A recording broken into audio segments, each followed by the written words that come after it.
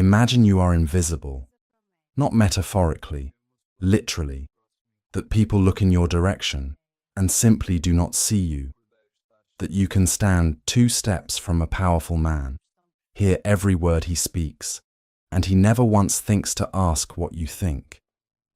Now imagine that invisibility, that thing you spent years learning to endure, becomes, in a single evening, the only weapon capable of saving a duke, exposing a traitor, and finally bringing justice for the father you lost. Vivian Harwell was a maid. She served the wine, changed the flowers, folded the linens. Nobody knew she spoke 4 languages. Nobody knew she carried in the pocket of her apron a letter that could destroy the most trusted man in the house. And nobody, absolutely nobody, expected that, in the moment Duke Dominic Valtro lifted his pen to sign the document that would ruin his life, she would lean close to his ear and whisper the 4 words that would change everything. Your translator betrays you. This is her story. If this is your first time here, welcome. If you already know this channel, you know what you are about to experience. Subscribe now, because stories like this one do not end where you expect them to. And hit the bell so you don't miss a single chapter this season. Now, turn down the lights, settle in, and come with me to the year 1815. The year was 1815. England breathed with the particular satisfaction of a nation that had just won a war and had not yet decided what to do with the peace. The battlefields of Europe were still warm in memory, but in the drawing rooms and dining halls of the English countryside, the aristocracy had already moved on to more pressing concerns. Who was marrying whom, who had overspent at cards, and whether the weather would hold long enough for the grouse season. In the lit windows of the country houses, life arranged itself the way it always had. Those who were seen at the front of the room, and those who were not seen at all. Vivian Harwell had belonged to the second category for 4 years. Before that, before the winter of 1811 and the letter that arrived on a Tuesday morning that changed everything, she had belonged to neither category exactly. She had been the daughter of a man of modest but respected position, educated beyond what was strictly necessary, fluent in 4 languages by the time she was 16, with the particular kind of mind that retains everything it encounters and files it away for later. Her father, Edward Harwell, had been a diplomatic courier. It was not a glamorous profession, but it was a consequential one. He carried documents between London and the continent, sealed packets, confidential correspondence, the quiet machinery of international affairs. He was discreet, reliable, and entirely honest.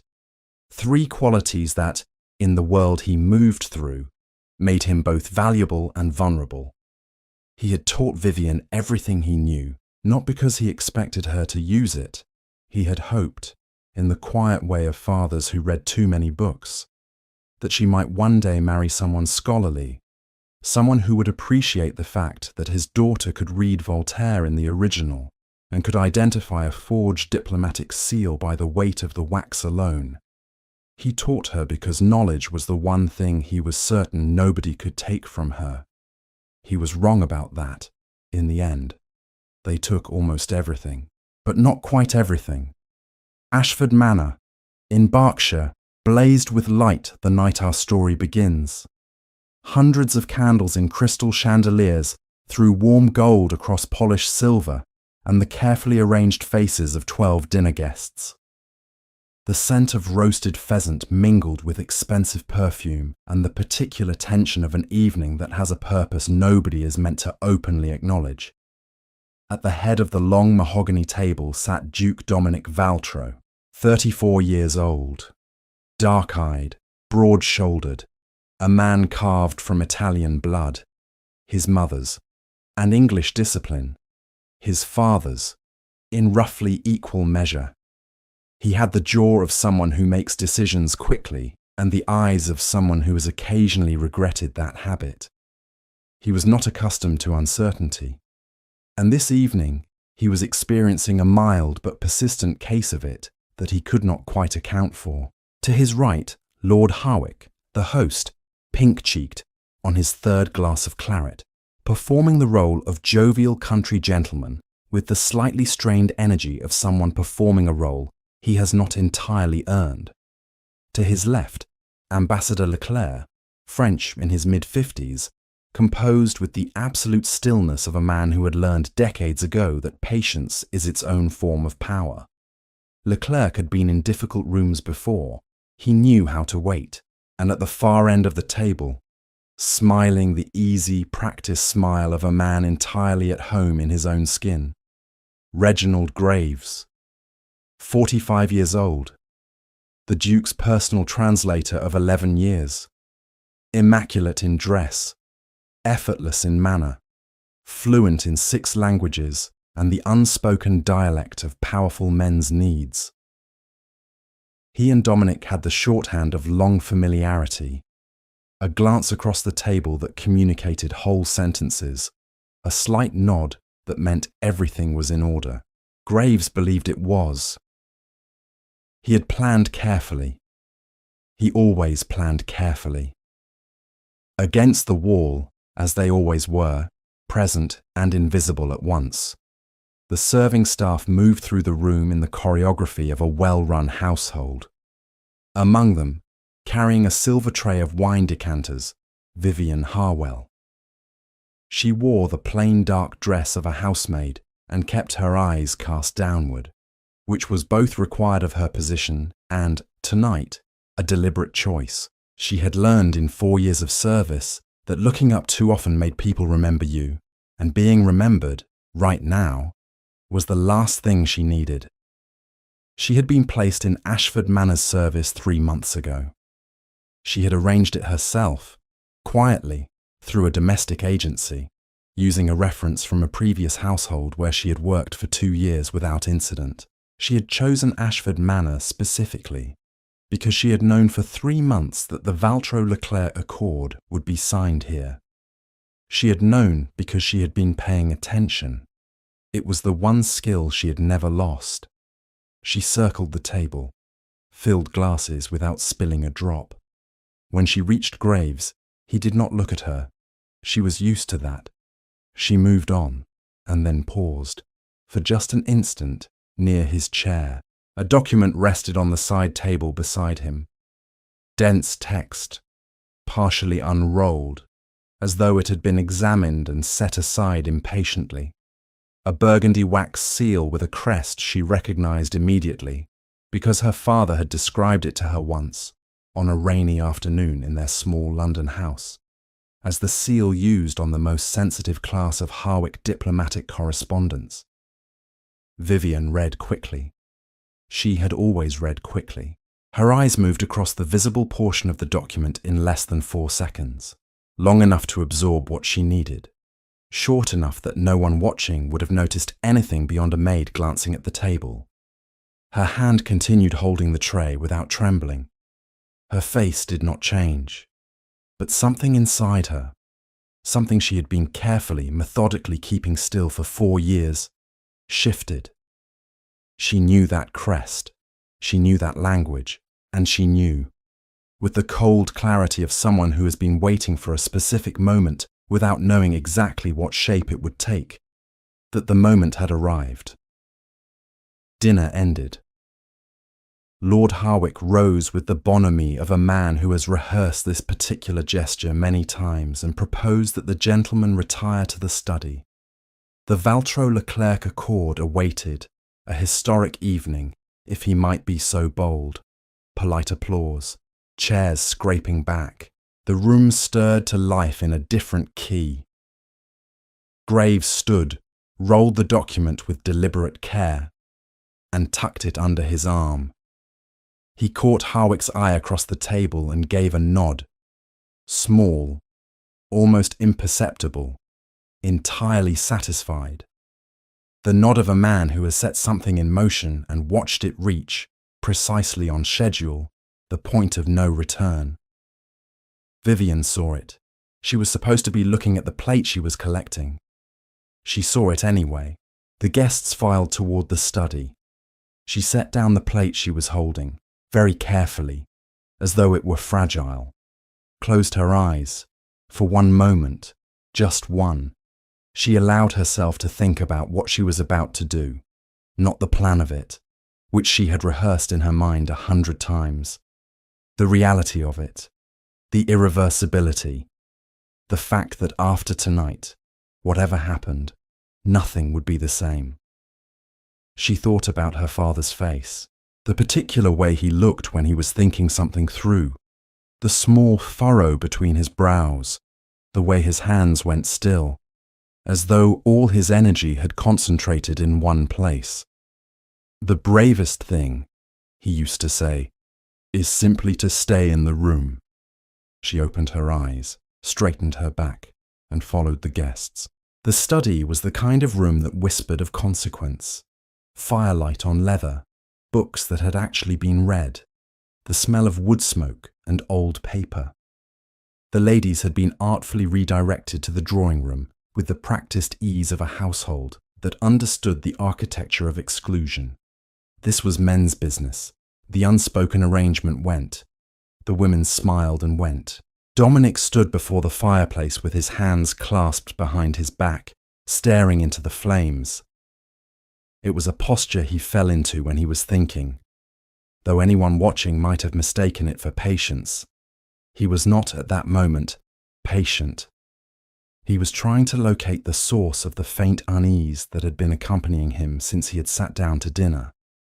The sense, entirely unsubstantiated, that something in the room was slightly wrong. He had learned, over years of diplomatic work, to pay attention to that sense even when he could not name it. He could not name it tonight. He set it aside. Graves placed the document on the writing desk with the ceremony of a man who appreciates the weight of a moment. Ambassador Leclerc settled into a chair with the economy of movement of someone conserving energy for what mattered. Lord Howick poured brandy with slightly unsteady hands. Dominic said he preferred to hear documents read aloud before signing them. It was a habit he had developed early and never abandoned. There was something about hearing words spoken that revealed cadences the eye alone could miss. Graves said, of course, "Your Grace." He opened the document, cleared his throat, and began. He read in French, the language of the original, and translated each passage fluently into English as he went. His voice was even, measured, authoritative. Trade routes through the Valtro shipping lanes, tariff reductions on goods passing through the Leclerc territories, a partnership between two noble houses, formalized for a period of no less than 20 years, to the mutual benefit of both. The language was precise, the terms were reasonable, and every word of the English translation was a lie. Vivian had entered with a tea tray while Graves was still reading the preamble. She set it on the side table near the door with practiced quietness and began arranging cups. And she listened. Not to the English, to the French beneath it. The French was not about tariffs, not about trade.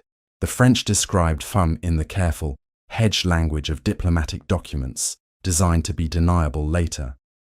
The voluntary transfer of naval intelligence, specifically, the positioning and scheduling data of the Valtro shipping lanes, to a consortium of unnamed foreign investors. The lanes would be repurposed, not for commerce, but for the unmonitored passage of agents, materials, and military intelligence through 3 English coastal territories. The arrangement was to be considered binding upon signature. It was to be kept strictly confidential, and it bore, in the final clause, a provision for significant financial compensation to the signing party's designated representative, a name that was not the Duke's. It was Graves' name. Vivian set down the cup she was holding with such extreme care that it made no sound at all. She stood very still for a moment. The way you stand still when the ground shifts unexpectedly beneath your feet, and you need a second to be sure of your balance. Then she looked at the Duke. He was listening to Graves' translation, the false one, the comfortable one, and nodding slightly. He trusted this man. 11 years of trust, unquestioned and unexamined, sitting in this room like a piece of furniture that had always been there, and Graves was using it to destroy him. Vivian looked at the quill on the desk, at the Duke's hand, relaxed, unsuspecting, at the distance between her and the table. She calculated, quickly and precisely, the way her father had taught her to calculate, not with panic, but with clarity. Dominic rose from the fireplace, moved toward the desk. Vivian moved. She crossed the room with the tea tray in exactly the way a maid crosses a room with a tea tray, unhurried, purposeful, invisible. She set it beside the document, reached to position the cup, and as she leaned forward, she brought her lips to within an inch of the Duke's ear. Nobody in that room saw her lips move. "Your Grace," she said, in nothing more than a breath, "the document is not what he says it is. Your translator is lying to you. Do not sign." She stepped back, adjusted the tray, stood with her hands folded and her expression entirely blank. For a long moment, Dominic did not move at all. The quill was in his hand. Graves was holding the document steady. Leclerc sat with his customary stillness. The fire crackled. Everything was exactly as it had been 3 seconds ago, except that something had fundamentally changed, and nobody in the room, not Graves, not Harwick, not Leclerc, knew it yet. Dominic looked at the document. He looked at the quill in his hand as though he were seeing it for the first time and finding it mildly puzzling. And then he said, very quietly, that he found himself fatigued that evening, that he would review the final clause once more in the morning, with fresh eyes. Graves said, of course. The ambassador would be with them until Thursday. Leclerc said Thursday was quite sufficient. The Duke set the quill down, turned from the desk. His eyes moved across the room with the practiced ease of a man accustomed to reading spaces, over Graves, over Harwick, over the untouched brandy on the side table. They stopped, for less than a second, on Vivian, not on the tray, on her. Then he looked away. "Gentlemen," he said, "good evening," and walked out of the room. The door closed. The silence that followed was thin and charged, like the air before a storm. Graves stared at the document. His expression did not change. He was too experienced for that.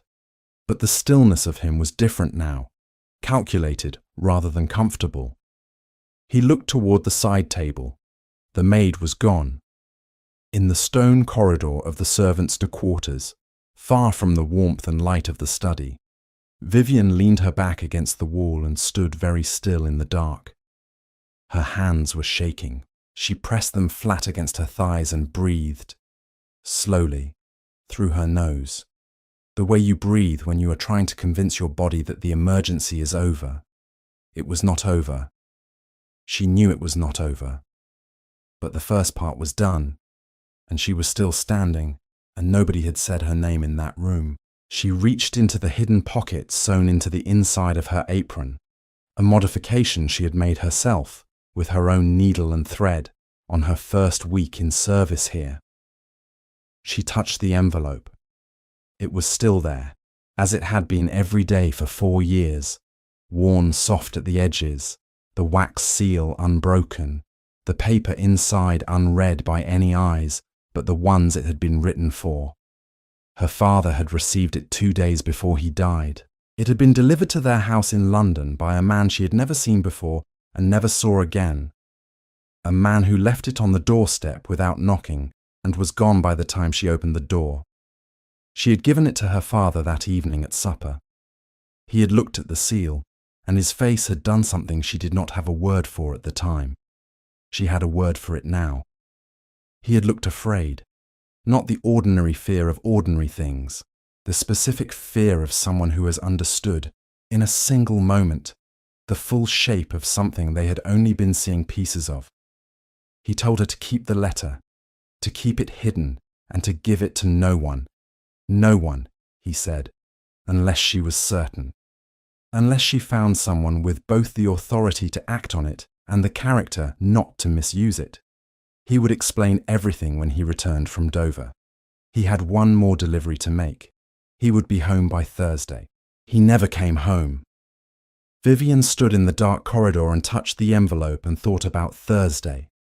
About every Thursday since then.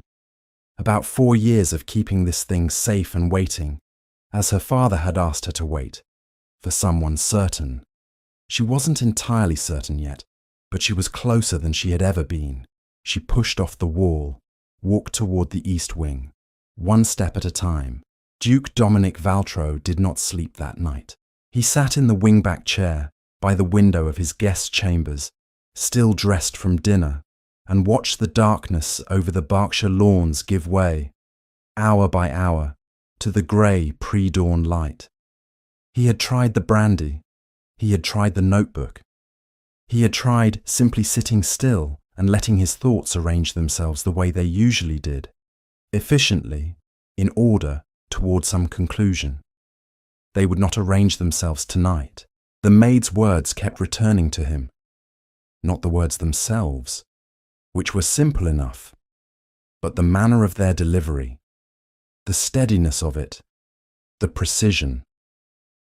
There had been no trembling, no hesitation, no sign of someone taking a wild risk out of spite or panic. She had spoken like someone who knew exactly what they were saying and had been waiting for the right moment to say it. That was the thing that stayed with him. Not that she had spoken, that she had waited. He thought about Graves. 11 years. He had met Graves when he was 23 and newly titled, inheriting a dukedom he had not been prepared for and a network of diplomatic obligations he barely understood. Graves had been recommended by a mutual acquaintance as a man of exceptional linguistic skill and absolute discretion. Both had proven true, over and over again, for more than a decade. There had been difficult negotiations in Paris, complicated arrangements in Vienna, sensitive correspondence that only Graves had seen. Graves had been present at his father's deathbed, had stood beside him at the funeral, had been, in every meaningful sense of a word Dominic used carefully, a friend. He turned the sealed envelope over in his hands. He had not opened it. He was not sure why. Perhaps because once it was opened, whatever was inside it became real in a way it was not yet real, and he found he needed a few more hours of not knowing. He looked at the seal in the candlelight. The Harwick Diplomatic Correspondence Mark, 1809. He knew the year, had seen those documents, some of them, in the course of work, knew what they represented, knew the level of access required to obtain one. He thought, either that woman is extraordinarily well connected for a housemaid, or she is not what she appears. And then he thought, of course she is not what she appears. Nobody in this story is what they appear. That is rather the point. When his valet knocked at dawn, Dominic had made 2 decisions. The first was practical. He needed to know who she was. The second was harder, and he sat with it for a moment before accepting it. He needed to hear what she had to say, properly, privately, without witnesses. He told his valet to find out the name of the dark-haired maid from the East Wing. Quietly, the name came back within the hour. Vivian Harwell. In service at Ashford Manor for 3 months. Previously employed at a household in Surrey. Reference provided by a domestic agency in London. No other information on file. Dominic wrote the name in his notebook and looked at it for a while. Harwell. It meant nothing to him immediately. But the way it sat on the page, the weight of it somehow, made him feel that it should. Vivian, for her part, spent the morning doing her work with the focused precision of someone who has decided that the only way through a difficult thing is to behave as though it is not difficult. She changed the linens in 3 guest rooms. She polished the brass fixtures in the upstairs corridor.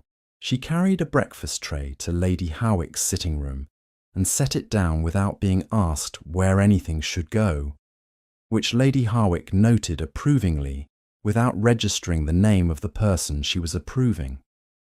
She was on her way to the morning room with a fresh arrangement of roses when she turned a corner and nearly walked into Graves. He caught her arm to steady the flowers. His grip was firm, not painful, but intentional. He held on a moment longer than the situation required. His smile was exactly as warm as it always was. His eyes were not warm at all. He said he hadn't noticed her at first in the study last night, that she had a talent for going unobserved. He said it as a compliment. It was not a compliment. Then, with the same easy conversational tone, he asked about her father's trade.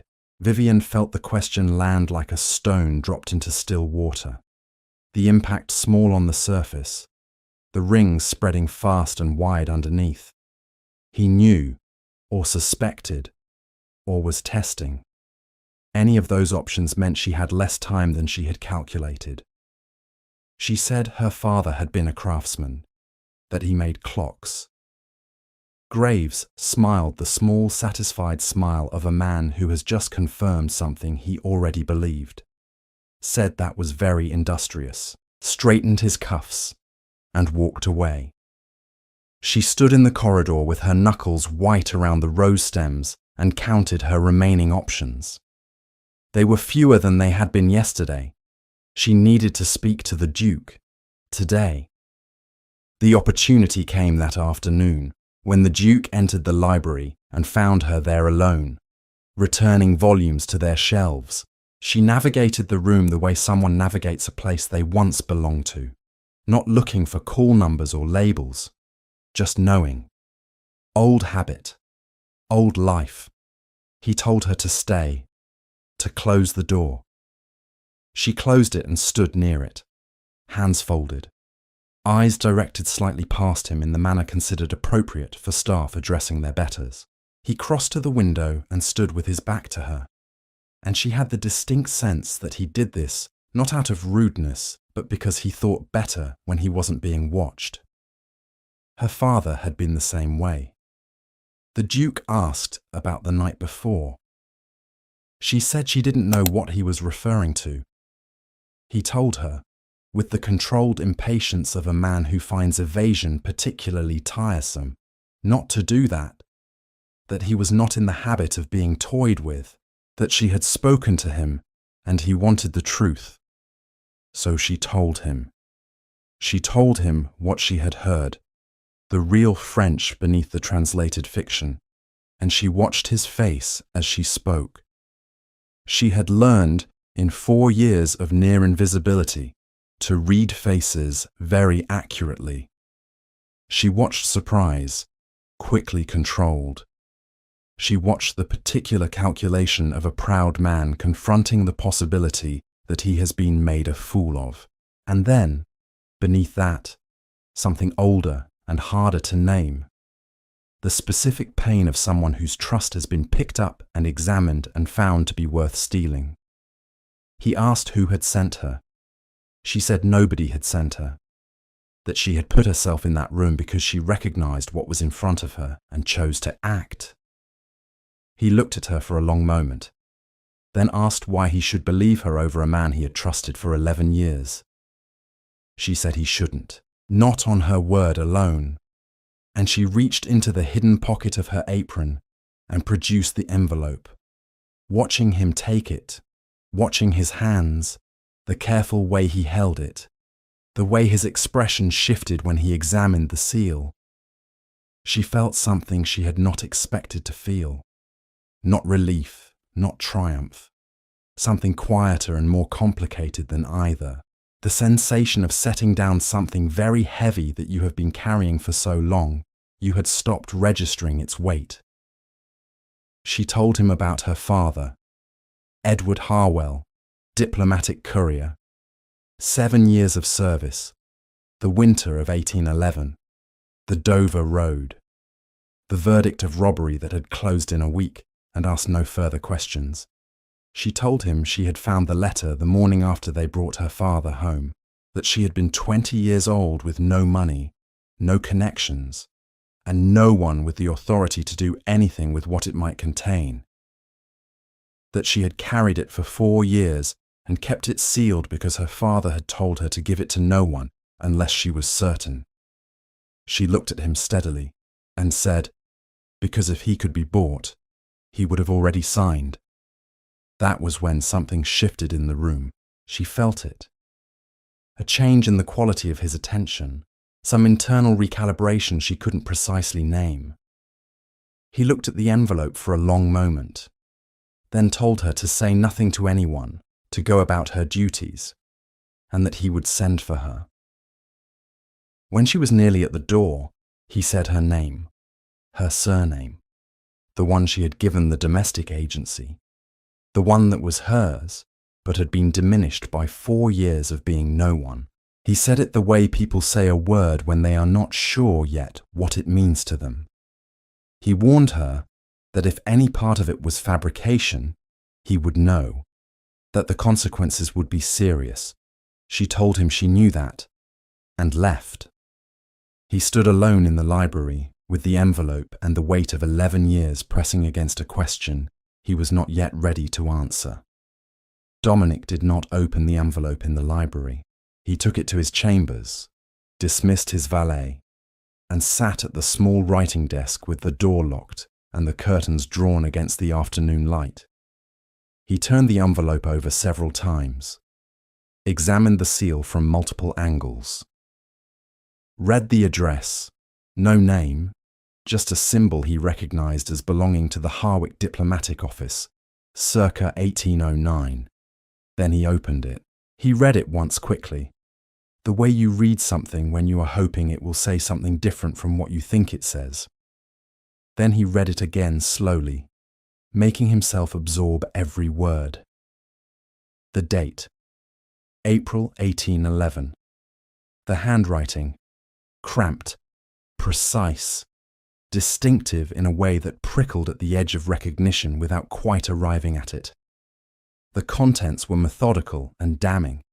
A proposed arrangement, a schedule of payments, a list of information to be acquired through diplomatic couriers, men who would not know what they were carrying, a route, a contact, and at the bottom, a signature he had seen on 100 documents over 11 years. Reginald Graves. Dominic sat very still for a very long time. He had been trained, from childhood, in the discipline of not showing what he felt until he had decided what to do about it. His father had taught him that. His years in diplomatic service had refined it. It was one of the few things he could claim, without arrogance, to be genuinely good at. But the thing about that discipline was that it required somewhere for the feeling to go while you were deciding. And what he was feeling now, the specific, deep, structural betrayal of discovering that someone you trusted had been wearing your trust like a coat while standing in the cold. That was not a thing that went anywhere quickly. He put the letter back in the envelope, put the envelope in the inner pocket of his coat, called for his valet and told him to send a rider to London immediately. There was a man there, a man named Ashton, who was one of the 2 or 3 people in the world Dominic would describe as genuinely trustworthy.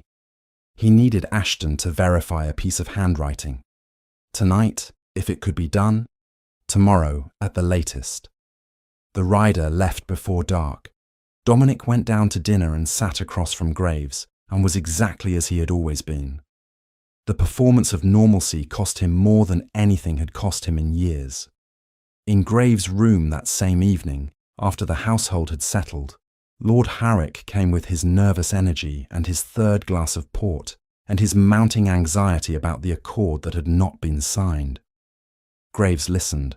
He was very good at listening, at appearing to listen, which was almost the same thing but not quite.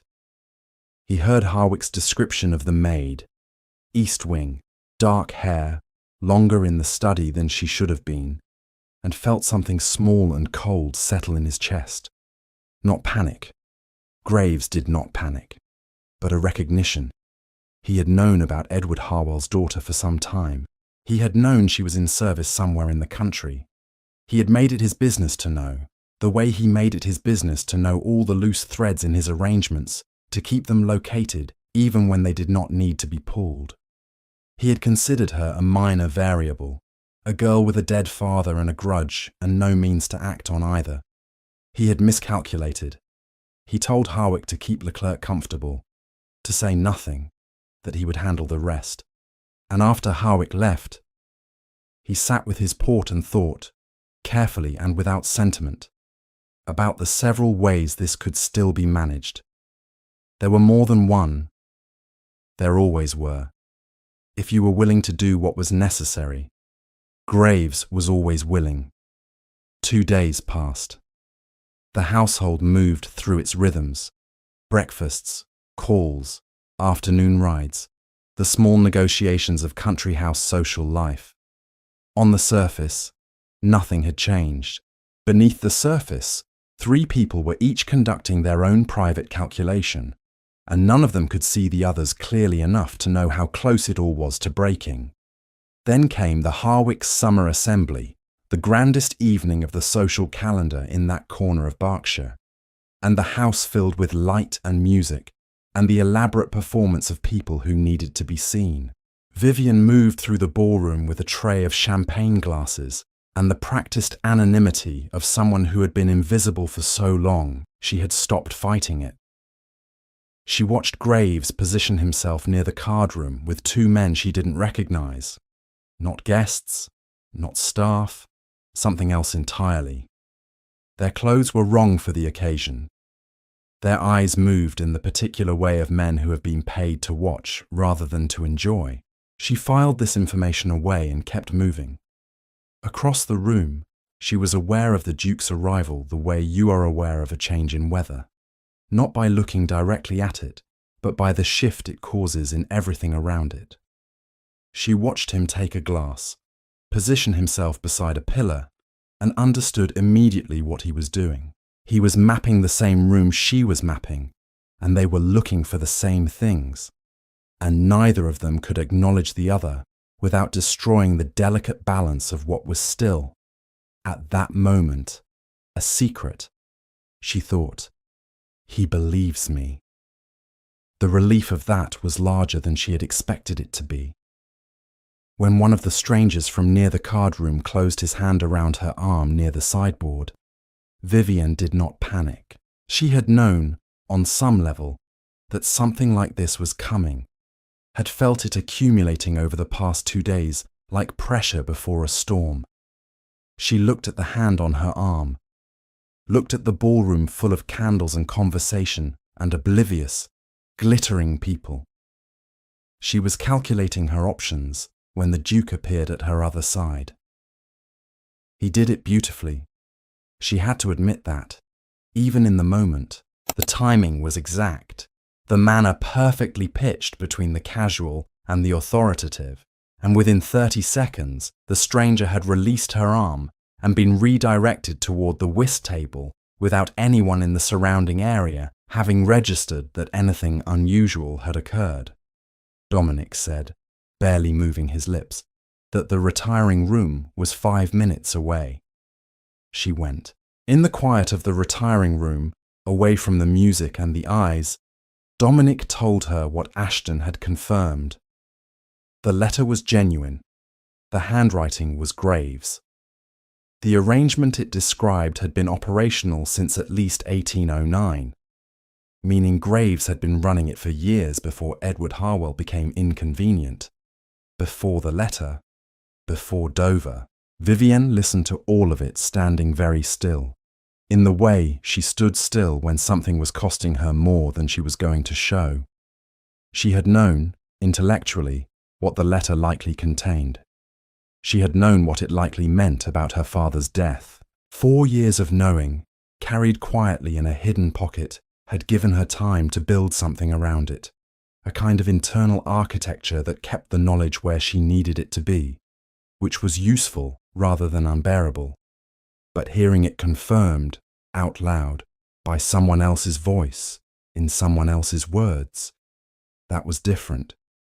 The architecture held, but she felt it hold, which was not something she had felt before.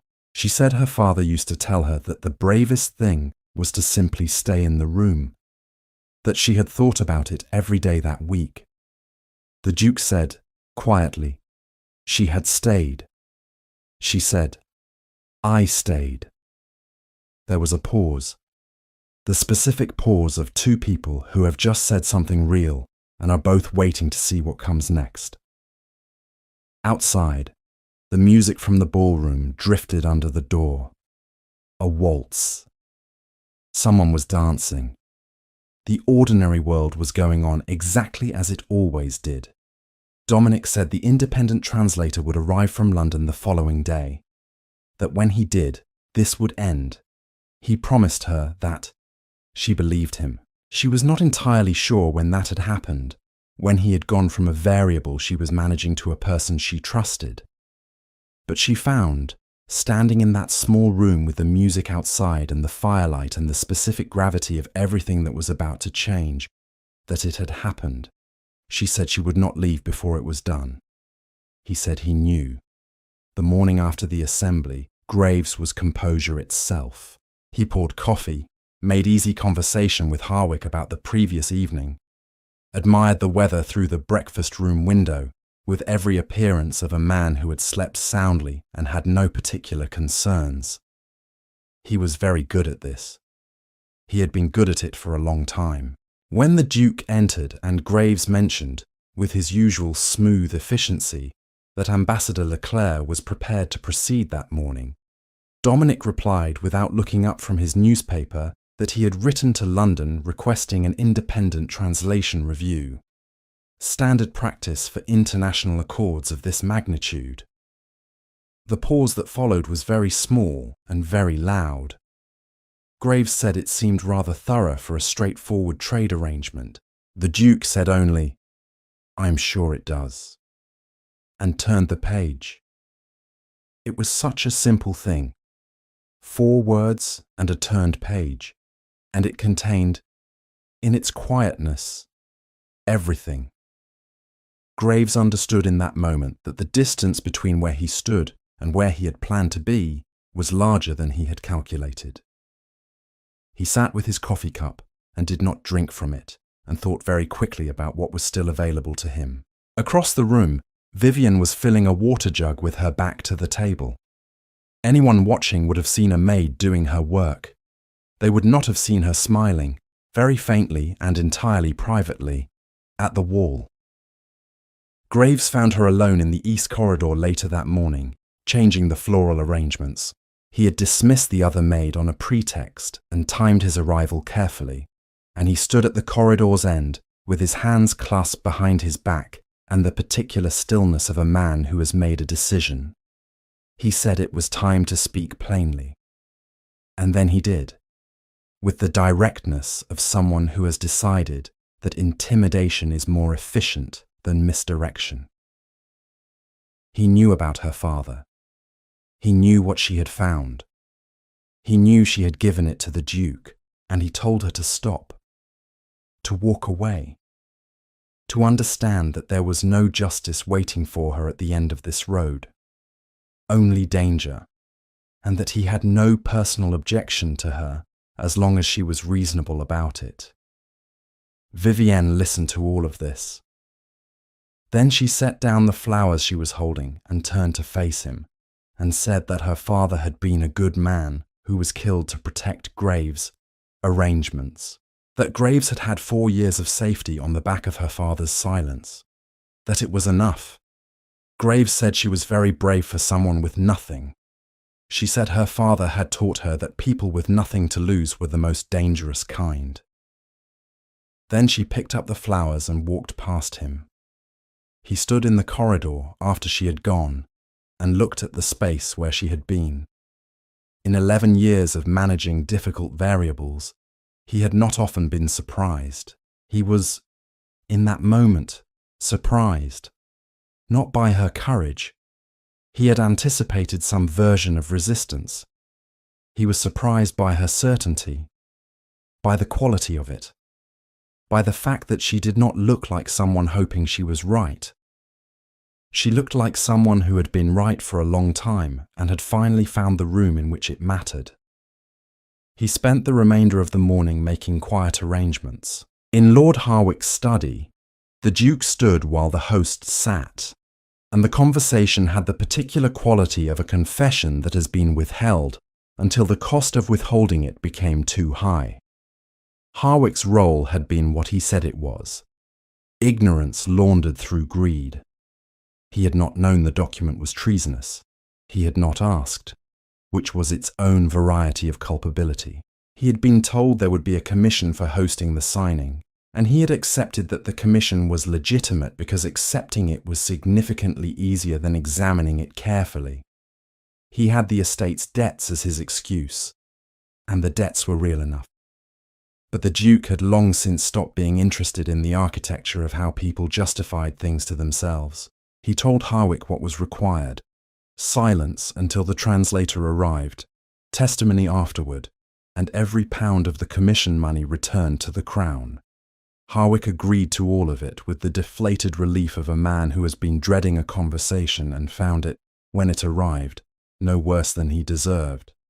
The Duke left without offering forgiveness, which was the honest thing to do.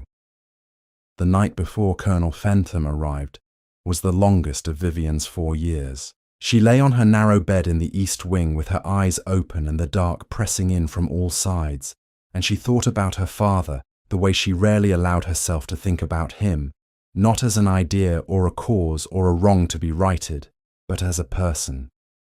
As the specific man who had existed in the specific rooms of their specific life before it was taken from them. She thought about the way he smelled of ink and cold air when he came home from a long journey, about the way he read aloud to her when she was a child, doing different voices for different characters with a complete unself-consciousness that she had found embarrassing at 10 and treasured by 15, about the particular quality of his silences. He was a man who was comfortable being quiet, who did not feel the need to fill space with words, and who had given her the same gift without meaning to. She thought about the morning they brought his body home, about the constable who had explained, in the careful monotone of someone delivering rehearsed information, that it appeared to be a robbery gone wrong, about the look on the constable's face when she had asked what had been taken, because she had known, even then, that her father travelled light and carried nothing of obvious value. The constable had looked down at his notes and said a pocket watch and a small amount of coin. She had thought, that is a very small reason for a life. She thought about the envelope, about the 4 years she had carried it, about all the times she'd been tempted to open it herself, to read it in secret and act on it alone, and about the fact that she had not, because her father had told her not to, and because she had known, with the particular stubbornness of someone who has very little left to hold on to, that honouring his instruction was the last thing she could do for him. Dominic, Duke, Dominic, Valtro. She turned the name over in the dark. She had watched him all week. The impatience, the pride, the way he held a room without appearing to try, the moment in the library when something shifted behind his eyes and she had known, with the certainty she had been waiting 4 years to feel, that she had found her person, her certain person. She thought, tomorrow. She closed her eyes, and for the first time in a very long time, she slept. Colonel Fentham arrived from London at noon the following day in a carriage that raised no particular comment.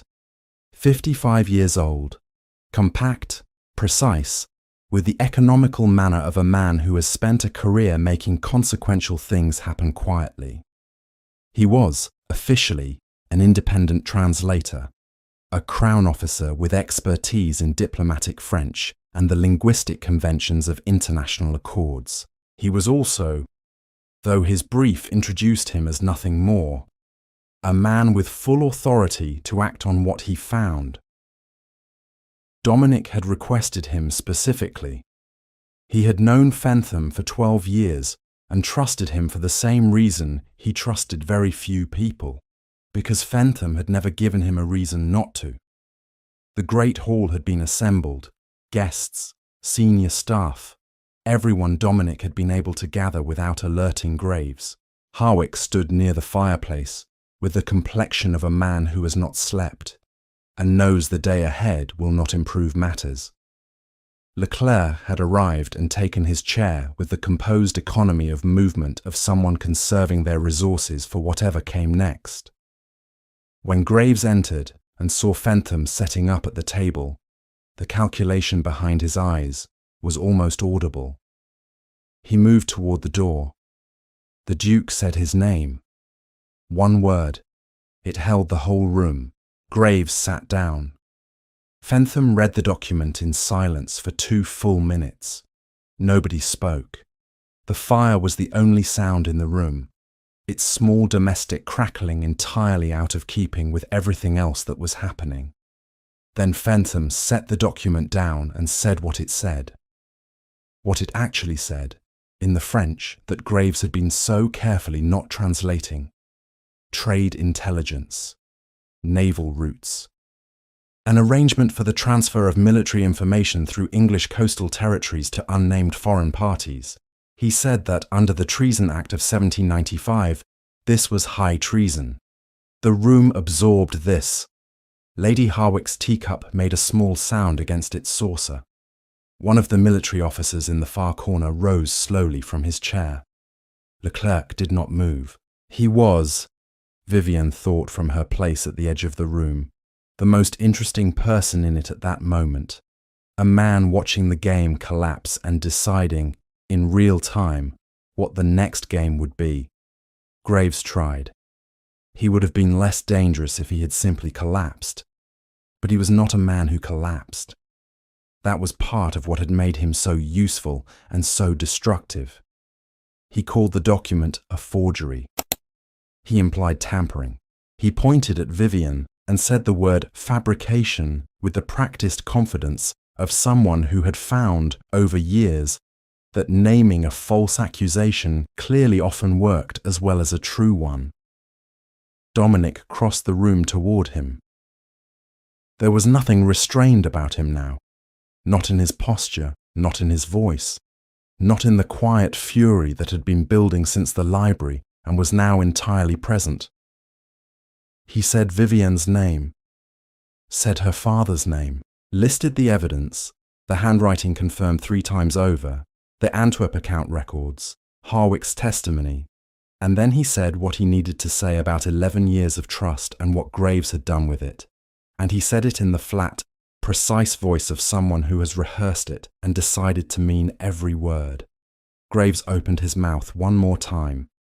Dominic said he understood that a man was dead, that the man's daughter had waited 4 years for someone to listen to her, and that Graves was finished.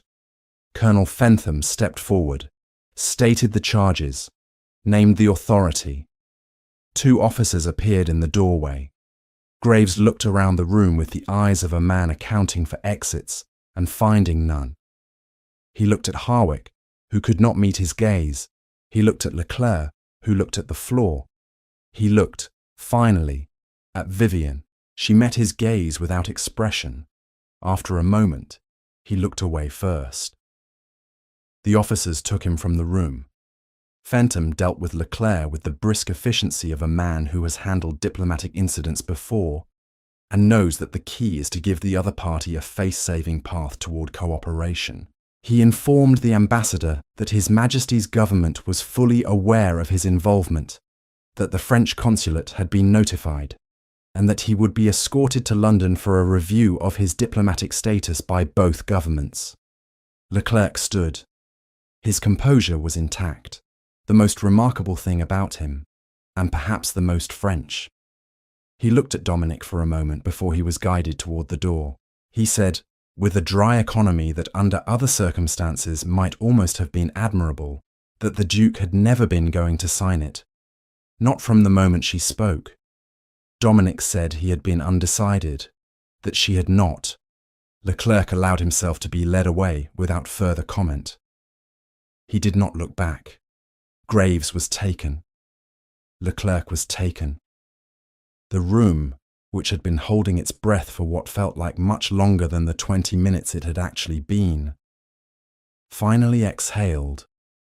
Vivienne stood at the edge of it all and watched and felt beneath the surface of her stillness, something that had been wound very tight for a very long time slowly begin to release. She thought, "It is done," and then, more quietly, in the private language of someone speaking to a person who cannot hear them, "It is done, Papa." The great machinery of scandal takes time to get moving, but once it does not stop. By evening, word had begun to spread through the county in the particular way that devastating news spreads among people who are too well bred to gossip openly, but entirely unwilling to stay silent, in murmured conversations and careful looks, and the studied vagueness of people who know more than they are saying. Ashford Manor, stripped of its two principals, acquired the particular quiet of a house that has just witnessed something it will be processing for a long time. The remaining guests found reasons to retire early. The servants moved through the rooms with the focused efficiency of people who are concentrating on their work rather than on the thing they have all just seen. In the library, a single lamp burned. Vivienne sat in the armchair by the window and watched the last light leave the sky.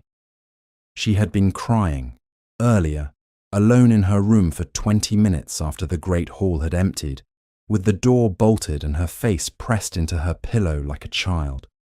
She had not cried in 4 years. The crying had surprised her.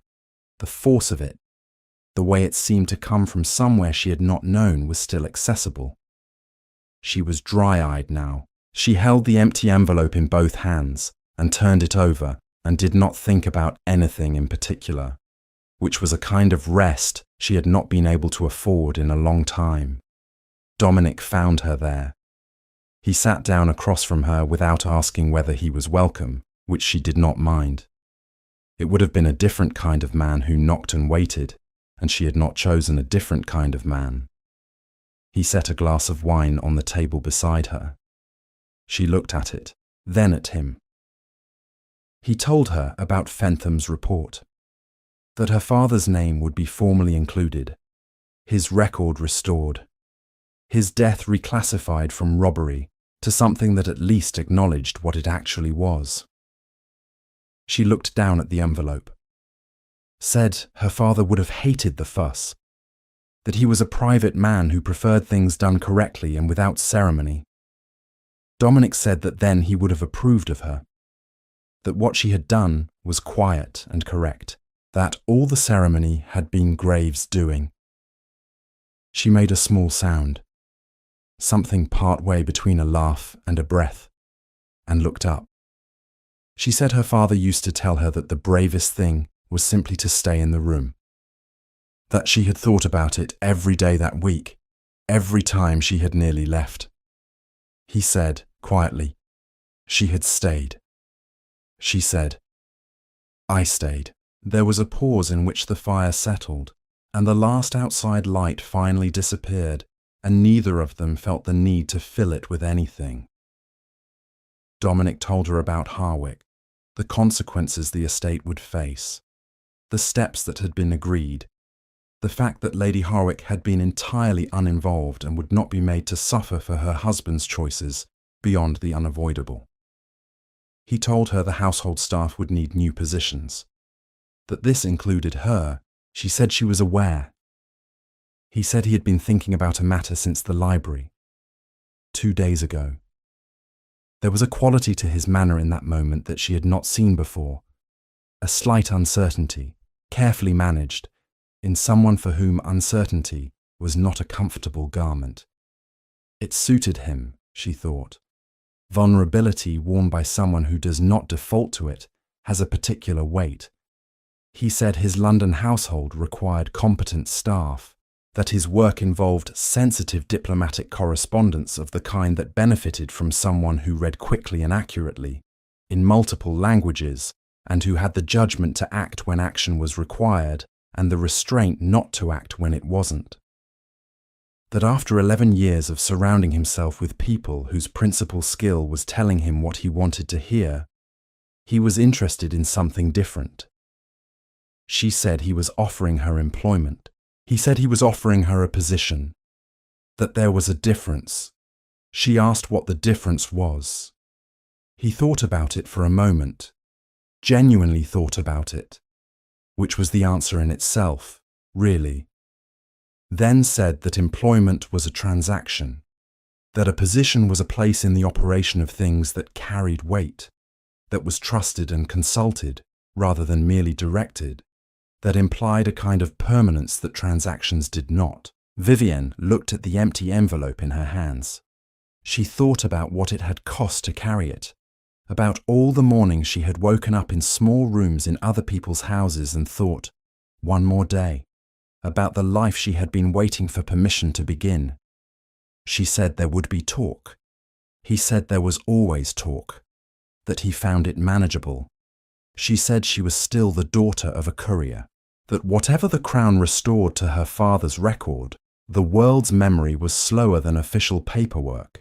He said she was the daughter of a man whose name he intended to see restored formally and publicly, and a woman of more intelligence and nerve than most people he had encountered in 2 decades of diplomatic life. And that the question of what to call her was a matter of time and paperwork, and frankly his least pressing concern. She folded the envelope carefully, the way her father folded things, precisely, without waste, as though even the closing of something deserved to be done well. Then she looked at him. She said he was different from what she had expected when she first saw him across the dinner table. He asked what she had expected. She said, someone who only knew how to be obeyed, who took trust for granted because no one had ever cost him anything. He was quiet for a moment, then said, with the honesty of someone who has thought about this, that he had been that man, perhaps as recently as last week, that he suspected he was still in the process of becoming something else. She looked at him in the firelight, the particular way you look at someone when you are seeing not just who they are but who they are trying to be, and deciding whether that person is worth the effort of being known. She had been good at reading people for a long time. She was reading him now. She said, softly, that her father would have liked him. She thought, after some initial reservations, something moved through his face. Quickly, not entirely controlled. He said he hoped to have deserved that. In time, he rose, offered her his hand, not to help her up from a chair, as a gentleman assists a lady, but flat, palm upward, at the level at which one offers a hand to a person one considers an equal. It was a small gesture. It was not a small gesture at all. She looked at it, at him, and then she took it and stood. And for a moment they were very close in the firelight, close in the specific way of 2 people who have crossed a distance together that cannot be uncrossed, standing on the other side of it and finding it different from what either of them had imagined. Neither of them moved for a moment. Then she stepped back, tucked the folded envelope into her pocket, over her heart, where the letter had lived for 4 years. She said she would take the position. He said, very quietly, Dominic. She looked at him. He said, when they were not in company. His name was Dominic. A pause. The fire. His expression, open, careful, waiting in a way that powerful people rarely allow themselves to be seen waiting. She said his name, Dominic. The word sat between them like something finally set down in the right place. He nodded once, said they would leave for London in the morning. She said she would be ready. He left. She stood for a moment in the empty library. The books, the settling fire, the dark beyond the window, and let herself simply exist in the space between what had been and what was going to be. She took the folded envelope from her pocket one last time, held it, thought about all the places it had been, her father's table, her hidden pocket, the Duke's hands, the Colonel's hands, and now hers again for the last time. She set it gently on the shelf between two books, left it there. It belonged to that room now, to that house, to that week, to the thing that had finally been finished. She no longer needed to carry it. She walked to the door, turned off the last lamp. The dark closed in behind her, and it felt, for the first time in 4 years, like an ending rather than a waiting.